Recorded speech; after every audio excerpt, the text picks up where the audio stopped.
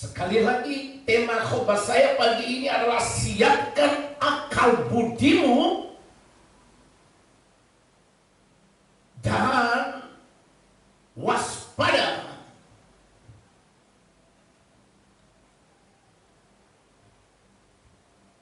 Di dalam 1 Petrus pasal 1 ayat 13.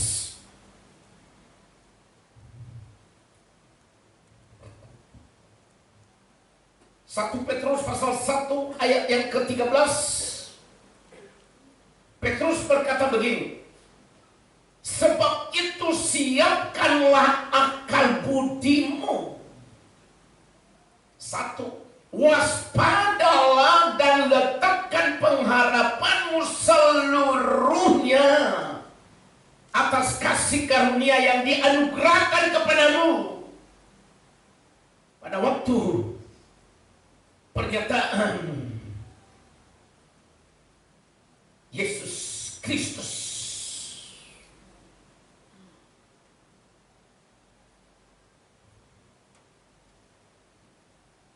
Di sini Petrus berkata sekali lagi, pertama, siapkan akal budimu. Kedua, be careful. Lampu merah dan pengharapanmu seutuhnya hanya karena kasih karunia yang dianugerahkan Tuhan kepada kita. Saudara, kedatangan Kristus kembali segera seharusnya mendorong kita untuk hidup untuk Dia. Sekali lagi, kedatangan Kristus yang kedua mendorong kita untuk hidup hanya bagi Dia.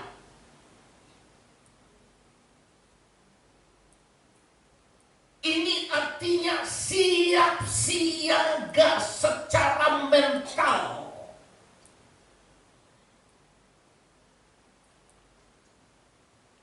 Saudara, India kemarin sudah 2.000 yang mati lagi karena COVID. COVID yang kedua ini lebih dahsyat lagi. Bayangin orang mati sia-sia. 50 lebih awak kapal daripada kapal selam tenggelam. Kita tidak tahu. Pagi ini surat Petrus berkata,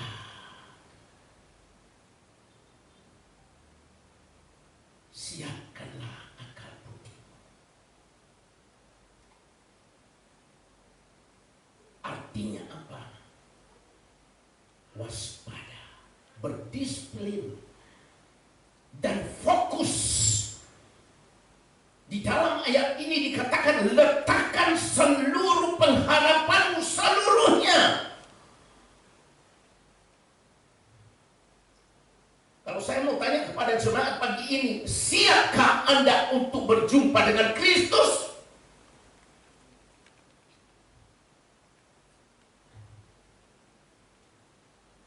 Sekali lagi saya mau tanya jemaat yang saya kasih, siapkah Anda untuk bertemu dengan Tuhan kita Yesus Kristus? Saudara, kita sedang berjalan di ujung perjalanan sejarah manusia. Sedang di ujung, di penghujung. Waktu untuk hidup dengan semakin singkat, tidak ada cara lain untuk hidup. Tingkatkan kewaspadaan. Sekali lagi, tingkatkan kewaspadaan. Sebab kesulitan akan bertambah sulit. 2 Timotius pasal 3. Keadaan manusia menjelang kedatangan Tuhan yang kedua kali adalah mengalami masa sukar. Makanya Petrus berkata, siapkan akal budimu. Ada banyak tawaran dunia, saudaraku, yang menggiurkan, serta pengharapan hanya kepada Tuhan. Saudara, saya mau ketuk hati jemaat. Jangan sampai hidup ini kita pergunakan dengan tidak bertanggung jawab. Sekali lagi saya mau katakan, jangan sampai hidup ini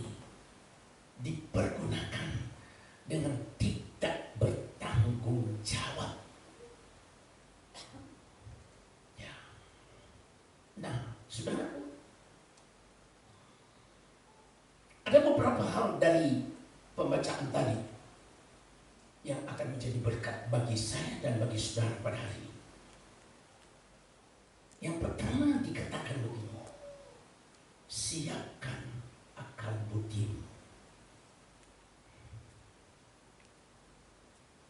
Ini surat Petrus berkata, siapkan, sebab itu siap sedialah akal budimu, waspadalah, dan letakkan pengharapanmu seluruhnya atas kasih karunia yang dianugerahkan kepadamu pada waktu apa? Pernyataan Yesus Kristus. Siapkan akal budimu artinya dalam keadaan manusia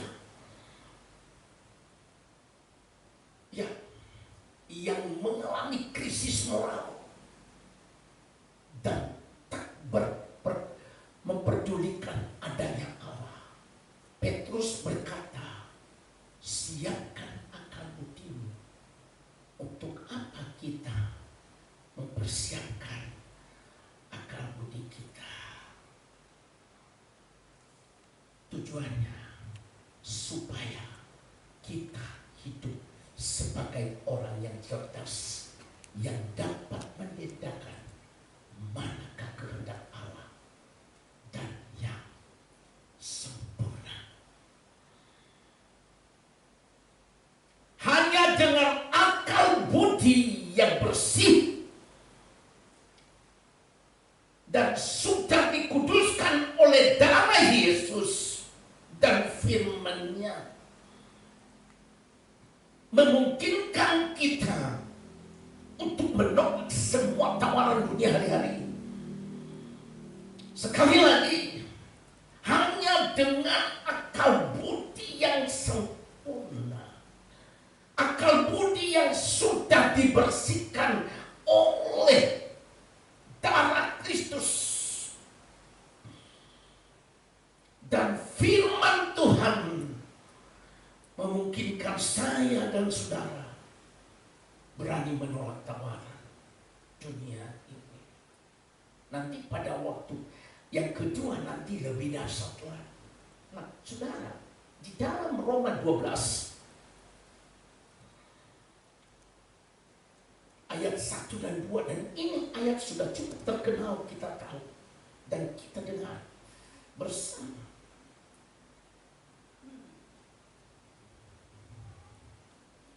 Dia berkata begini, karena itu saudara-saudara, demi kemurahan Allah, aku menasihatkan kamu supaya kamu mempersembahkan tubuhmu sebagai persembahan yang hidup, yang kudus, dan yang berkenan kepada Allah.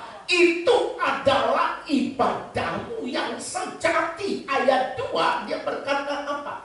Jangan kamu menjadi serupa dengan dunia ini. Nah, ditambahkan lagi, tetapi berubahlah oleh pembaharuan budimu. Siapkan akal budimu. Ini sehingga kamu dapat membedakan manakah kehendak Allah, apa yang baik, yang berkenan kepada Allah, dan yang sempurna. Ayat 1 tadi berkata apa di dalam Roma pasal 12 ini? Ini surat Paulus kepada jemaat di Roma. Dia berkata apa di dalam pasal 12 ayat 1? Karena itu saudara-saudaraku, demi kemurahan Allah, aku menasihatkan jemaat GBI Olayama supaya mempersembahkan tubuhmu sebagai persembahan yang hidup, kudus, dan berkenan kepada Allah. Itu adalah ibadahmu yang sejati. 1. Haleluya. Persembahkan tubuhmu sebagai persembahan yang hidup. Itu adalah ibadahmu yang sejati. ibadah dalam bahasa Ibrani yaitu, tolong mitra, ibadah berasal dari bahasa Ibrani abad yang berarti bekerja melayani. Dalam bahasa Yunani latria yang digunakan dalam teologi ortodoks. Bahasa Ibrani disebut dengan ini, yaitu aboda. Arti daripada ini bekerja, melayani. Dalam bahasa Yunani disebut dengan latria. Ibadah artinya melakukan pekerjaan. Sekali lagi, ibadah artinya melakukan pekerjaan. Aboda. Nanti saya bedakan dengan latris, latria. Ini istilah teologi bahasa Yunani dan teologi ortodoks Timur Tengah. Aboda, ibadah. Kalau di dalam hal ini bekerja, tetapi dalam bahasa aslinya pekerjaan. Pekerjaan. Aboda artinya bekerja melayani Tuhan. Aboda artinya bekerja menyenangkan Tuhan. Melalui apa, saudaraku? Jangan salah. Ibadah yang sejati ketika Anda menjaga tubuh dan hidup agar tetap kudus sebagai yang berkenan kepada Allah.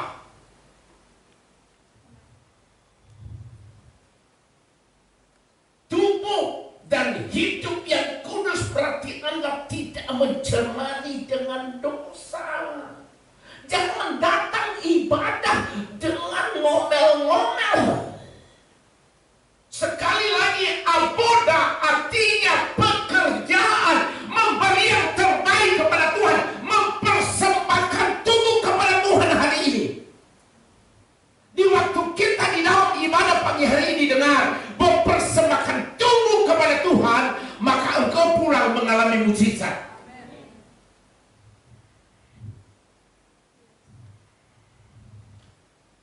Siapkan akal budimu.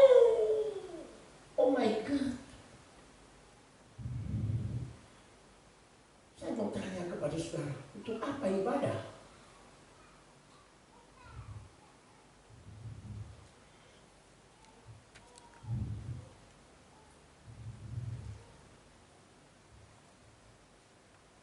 Kita beribadah artinya kita mengembalikan hidup kita kepada Tuhan.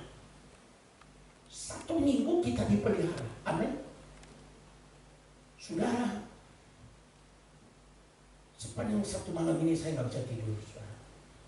Waktu saya mempersiapkan firman ini, saya bergumul dengan apa yang sedang terjadi hari-hari ini. Saya jujur, nggak terasa sudah jam 3 pagi. Ibu keluar dan dia bilang sudah cukup itu. Saya takut. Besok ini hari Minggu Tuhan. Apakah mereka mengerti nggak ibadah itu apa? Jangan beribadah dengan tidak kudus. Halo? Semuanya dikuduskan.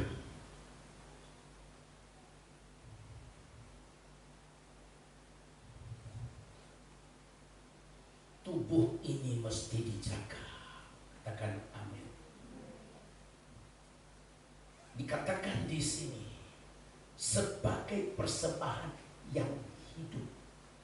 Berarti Anda di sini dalam keadaan hidup. Ada banyak orang masuk ibadah dengan tapi dalam keadaan mati sebetulnya. Betul? Enggak ada gairah. Persembahkanlah tubuhmu sebagai persembahan yang hidup. Orang yang datang beribadah, dia berkata, aku mau ketemu Tuhan. Betul? Betul. tadi malam saya mempersiapkan untuk Tuhan. Saudara datang begini, untuk apa sih saudara beribadah? Halo? Untuk apa saudara beribadah? Saya mau katakan hari ini adalah kita beribadah, kita datang memberi yang terbaik kepada Tuhan. Pujian, sujud menyembahnya, semua persoalan sudah ditinggalkan di jalan pendidikan di depan sana. Ada masuk di sini penuh dengan pengharapan, Tuhan, esensi ibadah saya hari ini bertemu dengan Engkau. Makanya dikatakan oleh Petrus, siapkan akal budimu. Bukan cari berkat, bukan cari persembahan, bukan cari mujizat, bukan cari kesembuhan, tetapi berjumpa dengan Tuhan. Anda datang di sini dengan roh yang menyala-nyala.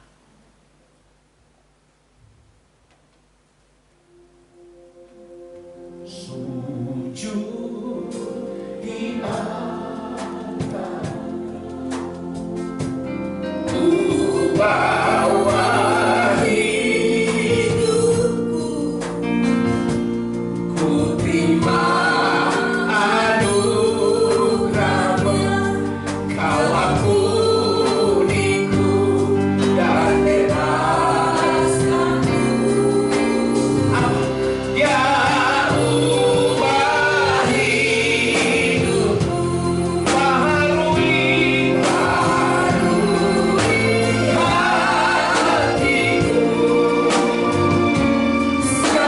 sesuatu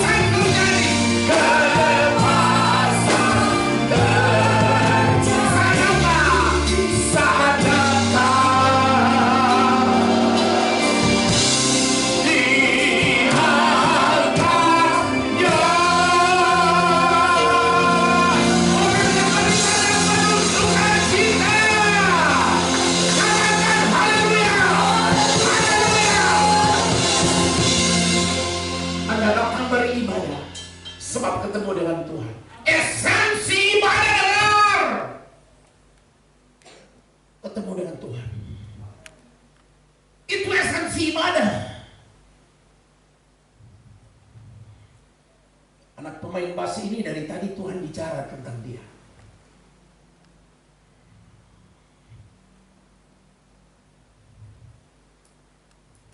Tuhan bilang, aku mempersiapkan anak ini. Cuma dia nggak tahu jalan. Saya akui taksinya bagus. Dan dia tidak setengah-setengah. Full. Dengar, belum ada yang menuntun engkau. Jangan sia-siakan mutiara. Saya diberkati dengan permainannya dia pagi ini. Bukan tentang cacingnya, tetapi yang ada di dalam hatinya. Banyak pemain musik sombong yang tak ampun. Auzubillah, innalillahi. Gak bisa ketolongan sombongnya.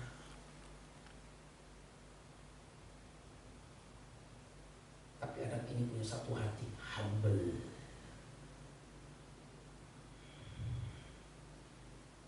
Saudara, ibadahmu hari ini tidak sia-sia. Sebab engkau bertemu Tuhan. Nah saudaraku, esensi dari ibadah yaitu terjadinya perubahan. Setelah kita melakukan ibadah yang benar, maka menjadikan kita tidak serupa lagi dengan dunia ini. Artinya ibadah kita tidak menilai lagi dengan materi, tetapi rela meluangkan waktu, rela meluangkan tenaga. Makanya Salomo berkata begini, jagalah langkahmu bila engkau datang ke rumah Allah. Jangan datang di sini dengan dosa.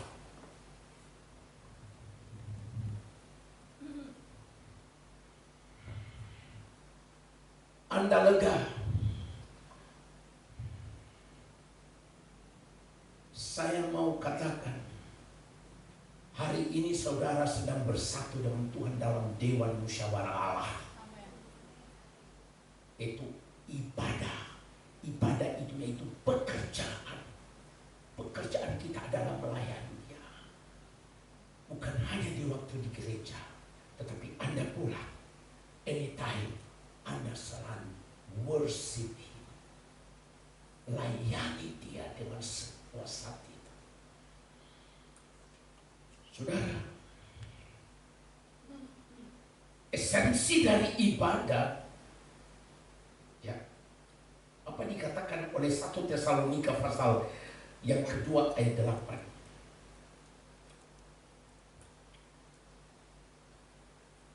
Saya dasari dari Roma 12 tadi, janganlah kamu menjadi serupa dengan dunia ini, tetapi berubahlah oleh pembaharuan budimu. Di waktu kita di dalam ibadah, akal budi kita diubah menjadi akal budi Kristus. Makanya datang ibadah udah berapa puluh tahun gak ada perubahan. Paulus berkata jangan kamu lagi. Artinya begini, waktu ibadah hidup kita berubah. Betul? Betul? Amin? Tidak lagi sama seperti minggu kemarin. Berbohonglah, berdustalah. Sehingga kita dapat membedakan mana yang baik,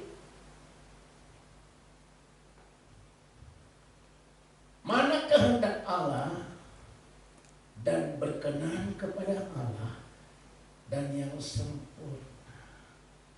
Artinya ibadah hari ini kita tidak kejar berkat. Kita tidak kejar kesembuhan. Katakan amin. Kita tidak kejar mujizat, tetapi kita kejar Tuhan. Saudara, saya kasih contoh Yakob. Meskipun dikatakan dia penipu, tapi namanya diubah jadi Israel. Dia bilang ngotot sama Tuhan, aku tidak akan melepaskan engkau sebelum engkau memberkati aku. Dan dikatakan Yakob menang melawan malaikat Tuhan. Saudara, cari Tuhan jangan setengah-setengah. Sekali lagi, siapkan akal budimu hari-hari ini. Ketakutan demi ketakutan, kegentaran demi kegentaran, berita-berita yang mencengangkan akan membuat saudara harus mempersiapkan akal budi saudara dengan benar. 1 Tesalonika pasal yang kedua ayat 8 dia berkata, demikianlah kami dalam kasih sayang yang besar akan kamu, bukan saja rela membagi Injil Allah dengan kamu, tetapi juga hidup kami dengan kamu, karena kamu telah kami kasih. Artinya pemikiran duniawi telah berubah, digantikan menjadi kasih. Paulus berkata, kami rela memberitakan Injil dengan kamu, tetapi juga hidup kami, artinya penuh kasih. Ada perubahan. Pemikiran duniawi, iri hati, amarah, dendam, kebencian digantikan dengan pemikiran yang rohani. Hari ini saudara ibadah, pemikiran duniawinya habis lenyap dan diganti menjadi pemikiran yang rohani. Pemikiran rohani itu bagaimana? Bersyukur. Orang yang ibadahnya benar, dia senantiasa bersyukur. Katakan amin. Kenapa dia bersyukur? Sebab dia tahu Allah tidak akan pernah meninggalkan dia. Apalagi sabar. Apalagi mengampuni. Karena itu dikatakan di dalam Roma 6 ayat 12, dikatakan oleh Paulus, sebab itu hendaklah dosa jangan berkuasa lagi. Di dalam apa? Di dalam tubuhmu yang fana, supaya kamu jangan lagi menuruti keinginannya. Roma 12 berkata apa? Kita dapat membedakan mana yang baik, mana yang berkenan kepada dosa tidak berkuasa lagi.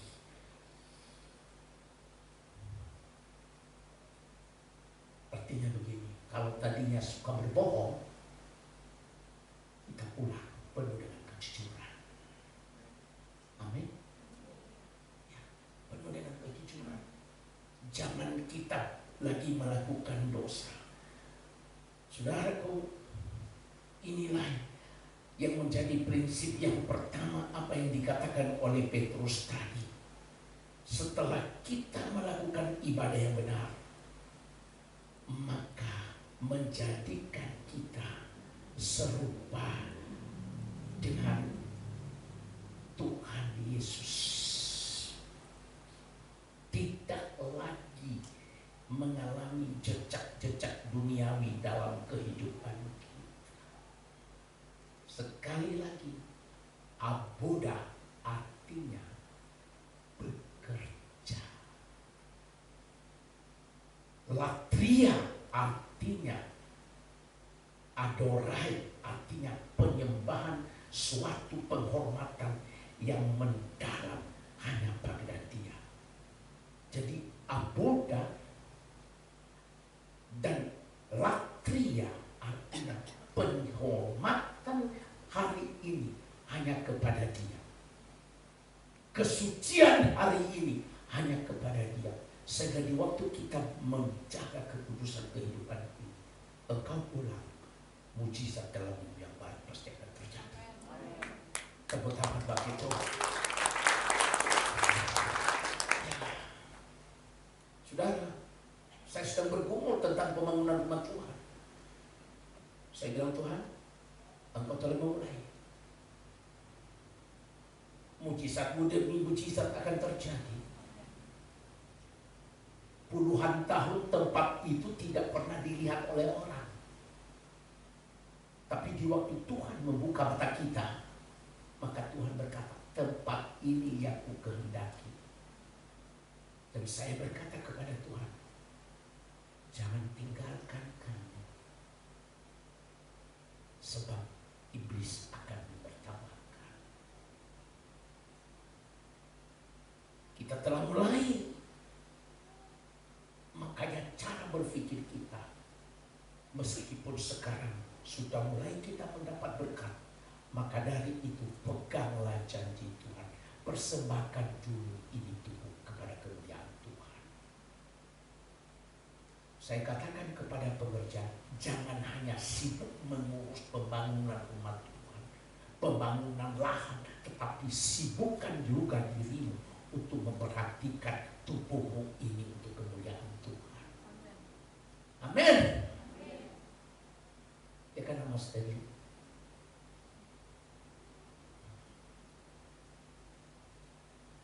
Saudara,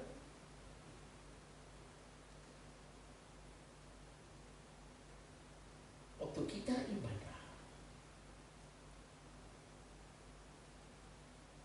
terjadi perubahan akal budi. Waktu kita beribadah sungguh-sungguh, kekristenan kita dibaharui. Ketika kekristenan kita dibaharui oleh firman dan Roh Kudus, apa yang terjadi, Bapak Ibu Saudara? Kita bisa membedakan manakah kehendak Tuhan, apa yang baik, yang berkenan kepada Allah. Percayalah, apa yang difirmankan Tuhan hari ini akan dilakukan bagi saudara. Amin, saudara. Siapkan akal budimu, kata Petrus. Saya tenang sekali dengan ayat ini. Siapkan akal budimu, waspada. Warning. Menghadapi katanya virus corona yang bagian kedua ini, semua orang waspada untuk mengantisipasi itu di bangsa ini. Orang India tidak boleh masuk ke Indonesia. Lockdown di beberapa negara Eropa sampai sekian minggu. Dan apa yang terjadi lagi? Mengantisipasi semuanya yang akan terjadi. Tidak boleh pulang mudik. Betul kan? Sebab diperkirakan 60.000 lebih yang akan membludak, akan memasuki kembali Jakarta apabila terjadi diizinkan untuk pergi mudik. Ini artinya waspada. Tetapi yang paling berbahaya adalah siapkan akal budimu menunggu kedatangan Tuhan yang kekal. Amin ya. Ini yang pertama, siapkan akal budi. Mari kita buka kembali 1 Petrus. Apa dikatakan lagi oleh yang kedua?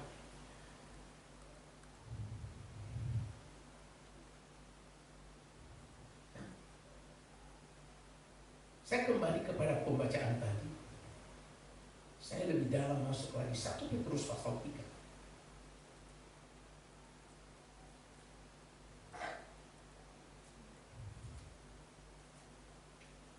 Pasal 1 ayat 13, dia berkata begini.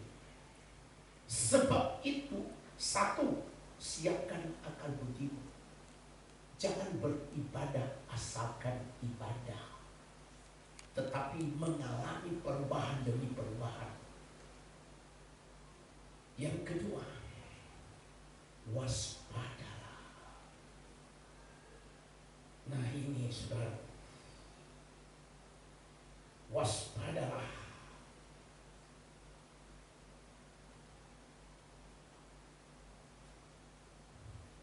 menjelang kedatangan Tuhan yang kedua kali, ada banyak hal yang harus kita waspadai. Yesus berkata di dalam Injil Matius, berjaga-jagalah supaya kamu jangan disesatkan. Saya mencoba membuka di dalam 2 Timotius pasal 3 dulu, mengenai keadaan manusia akhir zaman. Saya masuk poin yang kedua, waspada.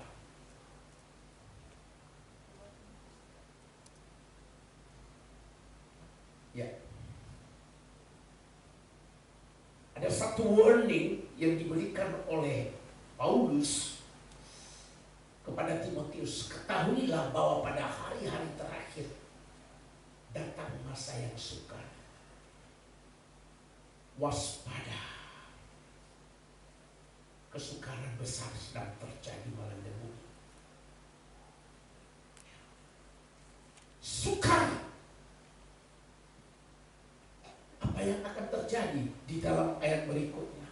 Manusia mencintai dirinya, menjadi hamba uang. Waspada. Keserakahan. Cinta akan uang. Betul? Ini yang diwaspadai.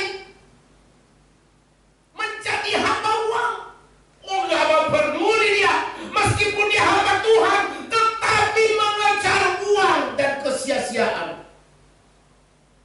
Kemarin di doa puasa saya buka Yesaya pasal yang kedua, di mana bangsa Israel dicela oleh Tuhan. Sebab apa? Mereka telah meninggalkan kesetiaan kepada Tuhan dan mengejar, membuat kolam-kolam yang berisi dengan kebocoran. Dan Tuhan, waduh, marahnya minta ampun. Sampai-sampai di dalam pasal 2 ayat 20 sekian, Tuhan mengumpamakan, maaf, manusia seperti hewan. Waspada terhadap keserakahan. Halo? Mereka akan membual dan menyombongkan diri, mereka akan menjadi pemfitnah. Waspada, sekali lagi Petrus berkata waspada, pemfitnah di mana-mana.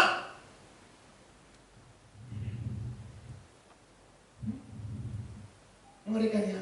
Inilah yang dimaksud berwaspada. Dan apa lagi? Menyombongkan diri. Berontak terhadap orang tua dan tidak tahu berterima kasih. Tidak memperdulikan agama.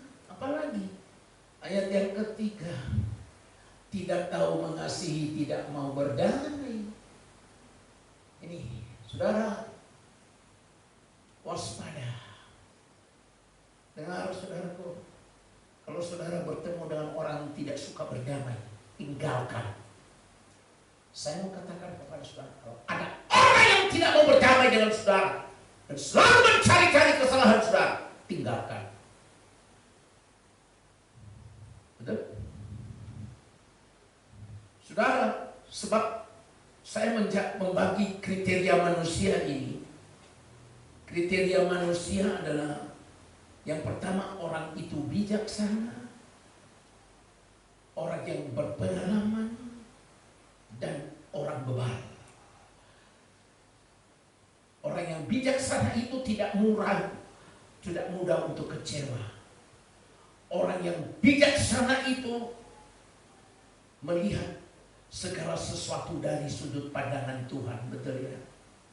Sekali lagi, hari-hari ini, baik di gereja maupun di luar gereja, banyak orang garang.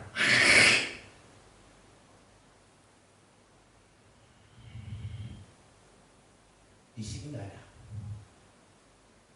Waspada. Kalau ketemu dengan orang yang seperti begitu, Ina Esra, tinggalkan saja dan jangan berteman dengan mereka. Betul? Apa dikatakan? Ini loh, tidak dapat mengekang diri, garang, mau menang sendiri.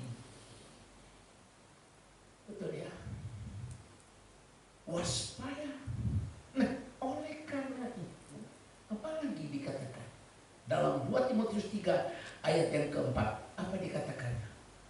Suka mengkhianat, tidak berpikir panjang, sok tahu lo lebih menuruti hawa nafsu daripada menuruti Allah. Ayat 5 dia berkata, secara lahiriah apa saudaraku? Oh, ibadah, melayani, ibadah, waspada. Serigala berbulu domba masuk gereja, waspada. Apalagi? Tetapi pada hakikatnya mereka memungkiri kekuatannya. Paulus berkata, jauhi mereka Bernard, jangan dekat. Kamu akan terkontaminasi dengan dosa. Ibadah loh, ini orang yang ada di dalam gereja loh itu. Betul ya Maju? Ini orang yang enggak mau berjalan. Karena saudara, saya itu suka nonton Sule. Sule itu ada awas, ada Sule, ada yang namanya Kanjeng Mami. Itu saya suka kalau sebelum tidur saya dihibur oleh itu. Dan Kanjeng Mami kalau dia marah, dia bilang, Sule!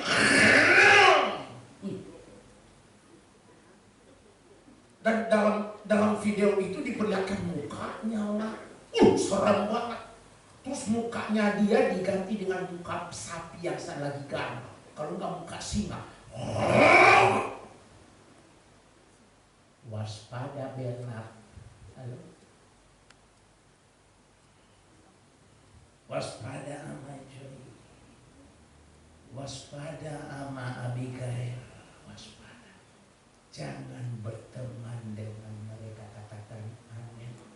Amin. Ya. Mereka beribadah. Makanya dikatakan oleh Petrus, nah, yang diwaspadai apa saudara?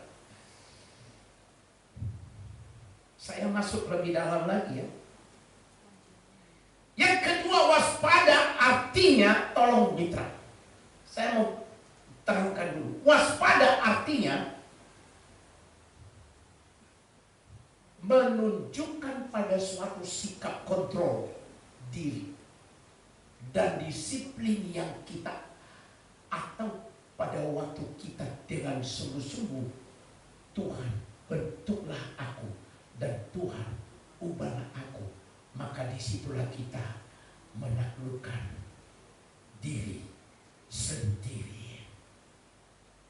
Waspada terhadap intrik iblis dan agen-agennya yang berusaha untuk menarik kita jauh dari Tuhan. Apa yang diwaspadai? Saya masuk inti yang berikut, dan ini penting. Wahyu 22 ayat 11. Mari kita baca dengan seksama. Kalau tadi ibadah, yang kedua Wahyu 22 ayat 11 ya. Waspada dengan ini. 1, 2, 3. Barang siapa yang barang siapa yang cemar, biarlah ia terus cemar. Dan barang siapa yang benar, biarlah ia terus berbuat kebenaran. Barang siapa yang kudus, biarlah ia terus kudus. Menjelang kedatangan Tuhan yang kedua kali. Ini firman untuk pernyataan Tuhan dalam hari-hari ini. Dia berkata, barang siapa yang jahat, terus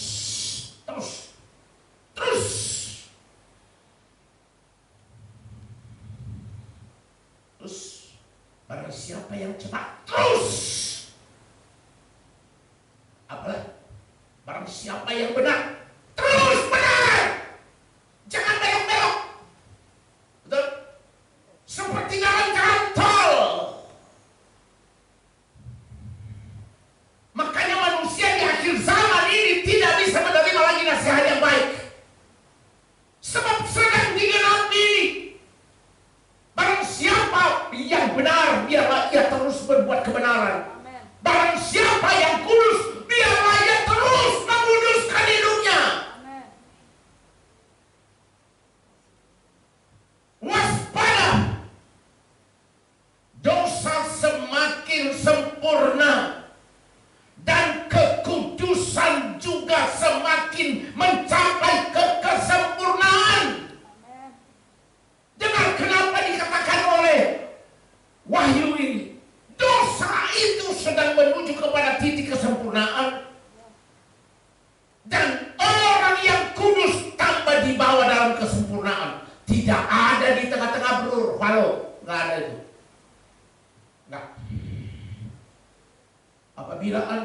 bertobat dan melakukan dosa lagi. Apa dikatakan dalam Ibrani? Tidak ada lagi dosa penghapus dosa. Apa? Penghapus dosa.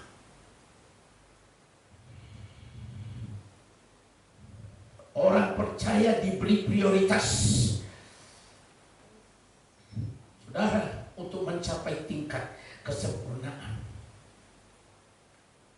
Saudara dengar, hari-hari ini orang yang benar akan tambah benar. Amin.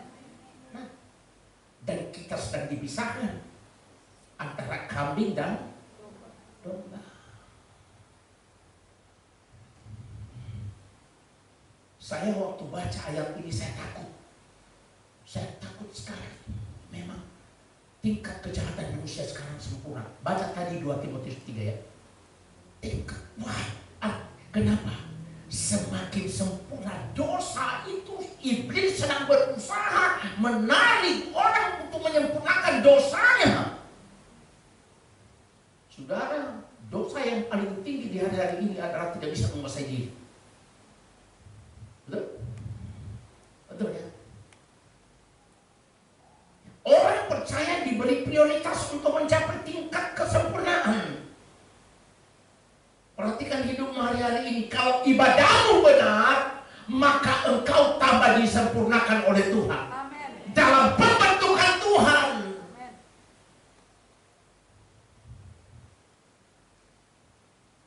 Dalam iman yang selama ini disembunyikan.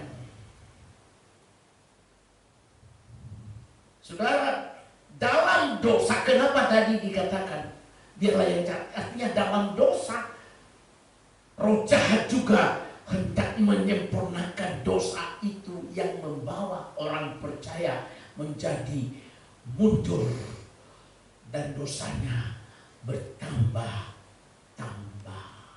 Hati-hati saudaraku. Buka kembali Wahyu tadi, dikatakan biarlah barang siapa yang berbuat jahat, biarlah ia terus berbuat jahat. Tidak ada lagi waktu, tidak ada lagi waktu untuk berubah. Ditentukan untuk binasa.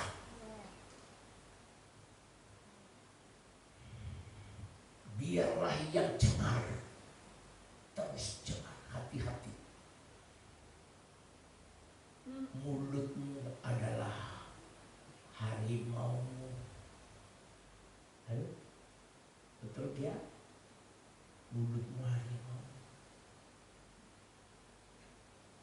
Pencemaran melalui mulut sekarang luar biasa, saudara.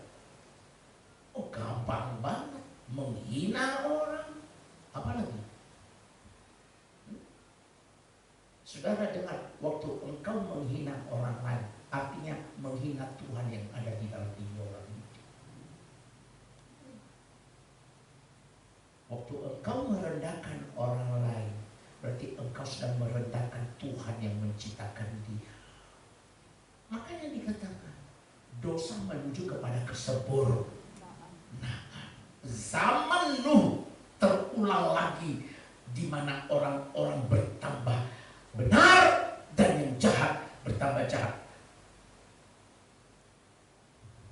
Saudara, saya mau katakan kepada saudara hari ini kesempatan terakhir di mana orang jahat biarlah terus berbuat jahat.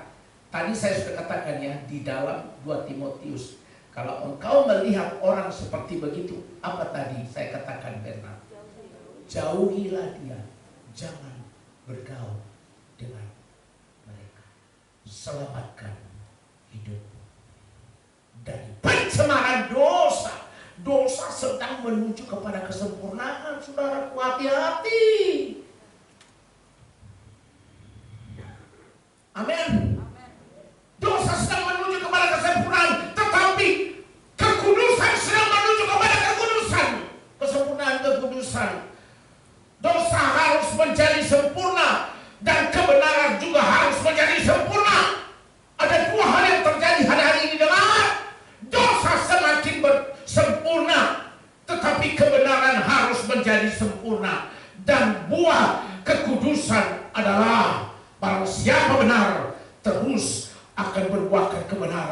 yang dikerjakan oleh Roh Kudus dalam hidup kita.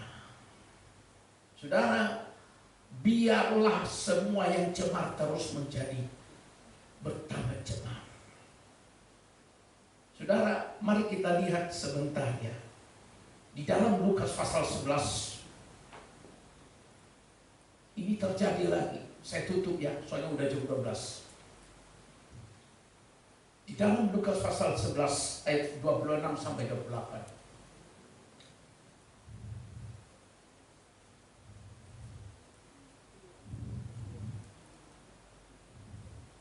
Peristiwamu sama seperti pada zaman Nuh. Bukan ini, bukan.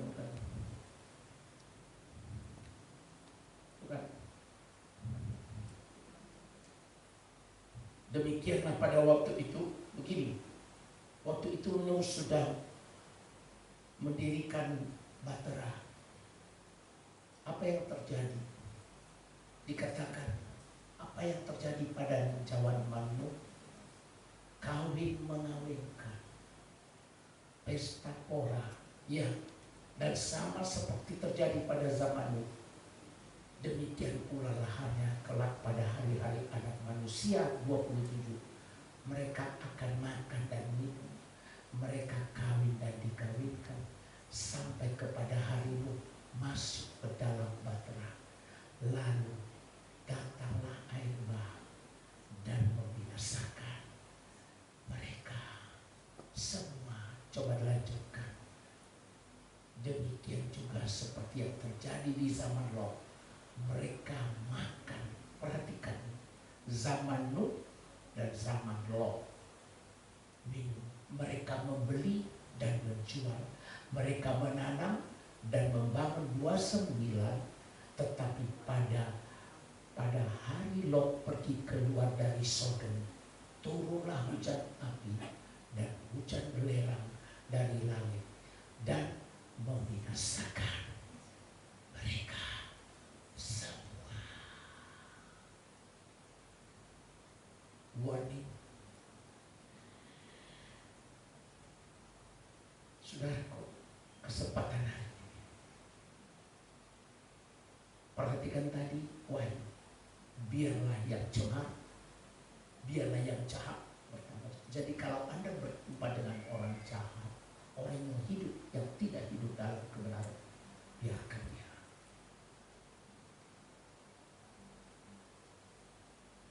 Biarlah semua seperti pada zaman Nuh. Nuh sudah mendirikan bahtera, tetapi mereka tidak mau menanggapi. Hari-hari ini demikian juga. Kalau kita diperingati oleh firman Tuhan, jangan mengeraskan hatimu seperti waktu di Meriba dan Mara. Sekali lagi, kesempurnaan di dalam dosa sedang menuju kepada titik tertentu. Kesempurnaan dalam kekudusan juga sedang Tuhan bawa gerejanya yang sungguh-sungguh. Pisahkan diri. Saudara, pisahkan diri. Jangan bergaul. Jangan hidup apa kata orang, tetapi hidup apa kata Tuhan. Saya merindukan jemaat benar-benar sampai di tingkat kekudusan yang sempurna, supaya kita dijemput oleh Tuhan dalam kesempurnaan. Peristiwa Nuh tadi ya adalah merupakan kabar baik bagi kita. Saudaraku, waspada akan dosa akhir zaman. Waspadalah akan keserakahan. Waspadalah akan dosa perzinahan. Waspadalah cinta akan uang. Dengan kata lain, di dalam tadi peristiwa daripada Nuh, tidak ada lagi kesempatan bagi manusia pada waktu itu maupun pada waktu Lot untuk bertobat. Tidak ada. Saya berdoa jemaat di tempat ini betul-betul orang yang dijemput oleh Tuhan. Amin. Hidup Anda terpisahkan dari kesia-siaan.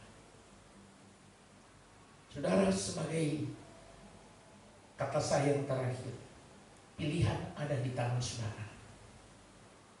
Apakah memilih dosa atau kekudusan? Kalau pilih kekudusan yang sempurna, lepaskan semua ikatan dosa. Sekali lagi, kalau mau memilih kekudusan yang sempurna, lepaskan, bebaskan dirimu daripada apa? Ikatan dosa. Kalau mau sempurna dalam dosa,